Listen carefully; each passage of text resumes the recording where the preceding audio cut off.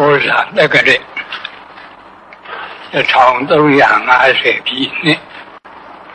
သာသနာ2532ခုတရင်ကျွလာပြီအဘိဓမ္မာအခါတော်နေ့၌ဟောကြားအပ်သောမေတ္တာဘာဝနာတရားဘုန်းကြီးကနေ့ဟောပေးမှာမေတ္တာဘာဝနာပွားများပုံနှစ်နည်းကိုဟောပေးပါမယ်။တနည်းကပဋိသင်္ပိဒမေပါဠိတော်မှာလာတဲ့ဓိလာဖရဏမေတ္တာလို့ခေါ်တဲ့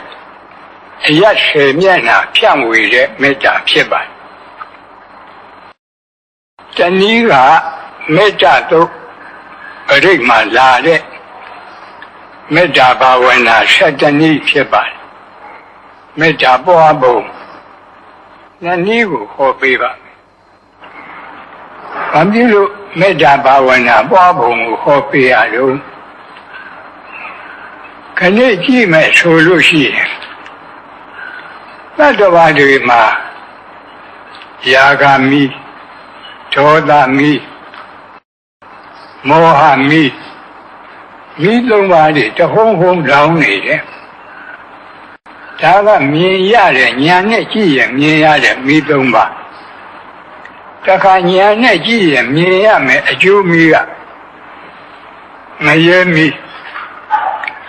အဲ့ဒီမှာသင်္ကစားထတော်ကြီးကမီသုံးပါးနဲ့အကြောင်းပြုပြီးတော့ဟောထားတာရှိတယ်လောဘကိနေသူနိတာယဒေါသကိနေဝိဝတ္တရေဒေါသကိနေသူနိတာယမောဟကိနေဝိဝတ္တရေမောဟကိနေသူနိတာယနရကကိဝိဝတ္တရေနရကကိဝိဝတ္တန္တာနရသူဒုက္ခရေသင်္ဃရာထတော်ဘုရားကြီးကာထာရေးဖွဲ့ပြီးတော့ထားပါဒါလည်းပဲဣတိဟောပါဠိတော်ကလာတဲ့အဂိလောက်ကိုမှီပြီးတော့ရေးခြင်းဖြစ်ပါလောဘမီးကိုအကြောင်းပြုပြီးတော့ဒေါသမီးတောက်တယ်ဒေါသမီးအကြောင်းပြုပြီးတော့မောဟမီးတောက်တယ်မောဟမီးတောက်တော့ကိုငရဲမီးတွေတောက်ကုန်တယ်ငရဲမီးတောက်ရင်တတ္တဝါတွေဟာဒုက္ခမီးတွေတဟုံးဟုံးတောက်တယ်ဒါဖြင့်အကောင်းမီးကိုငြိမ်းစေနိုင်တဲ့ရေရှိတယ်လို့အခုပြောတဲ့လောဘမီးဒေါသမီးမောဟမီးငရဲမီးဒီမီးကိုငြိမ်းစေတတ်တဲ့တရားရေကိုမရှိဘူးလားတရားရေကမေတ္တာဘာဝနာသည်အဲ့ဒီမီးတွေကိုငြိမ်းစေတတ်တဲ့ရေစဉ်ရေအေးဖြစ်ပါမေတ္တာဘာဝနာရေစဉ်ရေအေးပွားတဲ့နည်းဟာဘုန်းကြီးတို့ပဋိသင်္ပိဒမေပါဠိတော်မှာလာတဲ့အရ10မျက်နှာတစ်မျက်နှာစဉ်မေတ္တာ4ပါးပွားတဲ့မေတ္တာဘာဝနာရေစဉ်တစ်မျိုးမေတ္တာသုတ်ပရိမှာလာတဲ့မေတ္တာဘာဝနာ7မျိုး2မျိုးတောင်ရှိပါလေမေတ္တာရေစဉ်ရှိ2မျိုးပြောကြလို့ဤသို့ပဋိသင်္ပိဒမေပါဠိတော်မှာလာတဲ့မေတ္တာဘာဝနာပွားပုံက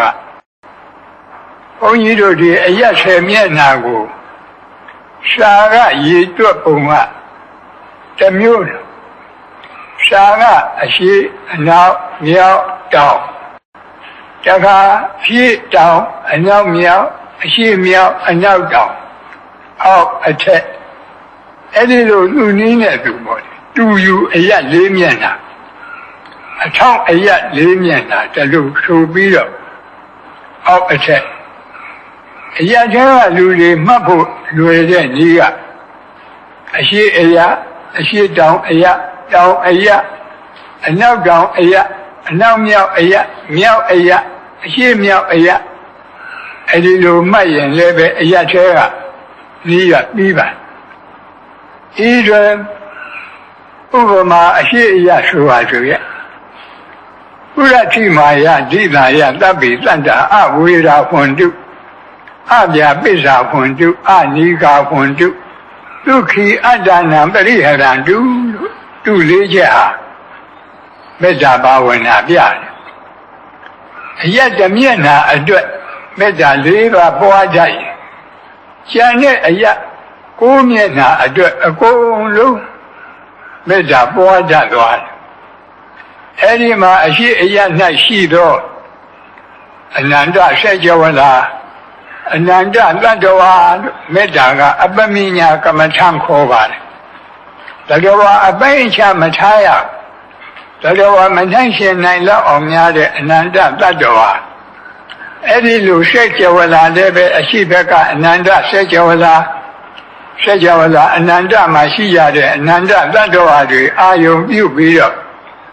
အဝေရာဟွန်တုဆိုတာက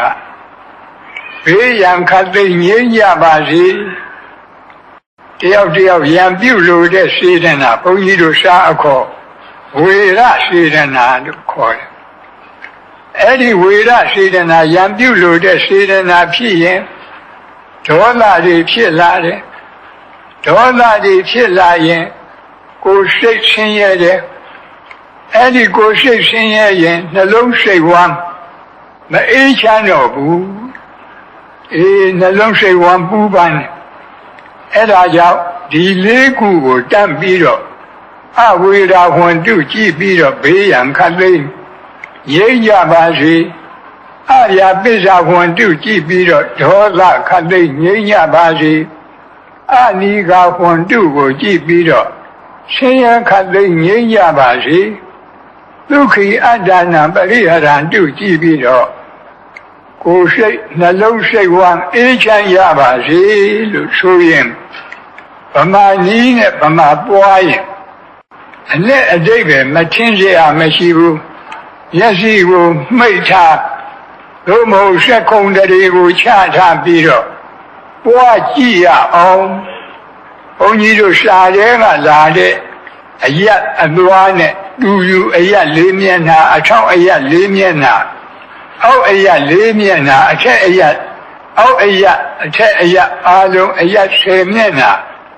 မေတ္တာဘာဝနာပွားရအောင်ဓမ္မကြီးတွေဓမ္မကြီးတွေဆက်ခုံတွေမြတ်စွာချပြီးတော့ဩဒီဒိတာဖရဏမေတ္တာကိုအရင်ပွားကြရအောင်မြတ်လိုက်ဆိုကြအရှိအယက်၌ရှိသောအနန္တဆက်ကြဝဠာအနန္တတတ္တဝါတို့ဘေးရန်ခတ်သိမ်းငြိမ်းကြပါစေဒေါသခတ်သိမ်းငြိမ်းကြပါစေဆင်းရဲခတ်သိမ်းငြိမ်းကြပါစေနှလုံးစိတ်ဝမ်းအေးချမ်းကြပါစေအနောက်အယက်၌ရှိသော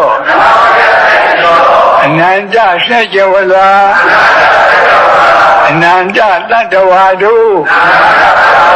ဘေးရန်ခတ်သိမ်းငြိမ်းကြပါစေဒေါသခတ်သိမ်းငြိမ်းကြပါစေဆင်းရဲခတ်သိမ်းငြိမ်းကြပါစေနှလုံးစိတ်ဝမ်းအေးချမ်းကြပါစေမြောက်အယက်၌ရှိသောအနန္တ